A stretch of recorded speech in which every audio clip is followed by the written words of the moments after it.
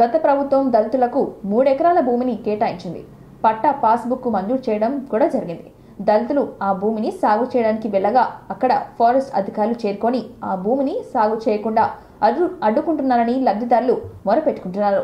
ఈ విషయాన్ని నిర్మల్ జిల్లా కలెక్టర్ దృష్టికి తీసుకెళ్లినా పరిష్కారం కాలేదని వారు చెబుతున్నారు. బుధవారం ముదల్ ఎమ్మెల్యే రామారావు పటేల్ కి చెప్పగా సానుకూలంగా స్పందించారు.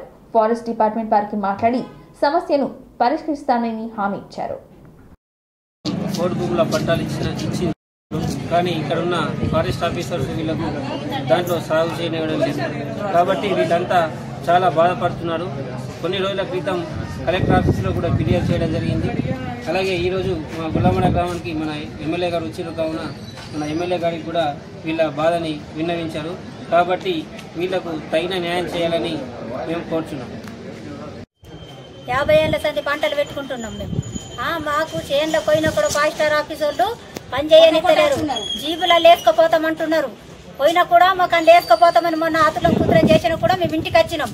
పోయినప్పుడల్లా మేము చేను లాలంగానే ఫోన్లు చేస్తున్నారు, ఇక్కడికి వెళ్ళి వస్తున్నారు. మరి మేము 70 ఏళ్ల సంది అంటేనే బతుకుతున్నాము. మేమేం చేసుకొని బతకాలా? ఉన్నదే అదే ఆధారం, మాకేం కూడా లేదు. మేము మొత్తం పబ్లిక్ అంతా లోకమంతా పెట్టుకుంటున్నారు. ఇచ్చిన వాళ్ళు గొల్లమాడ ఊళ్ళో 8 మందికి పెట్టనిస్తలేరు. మేమేం చెయ్యాలా?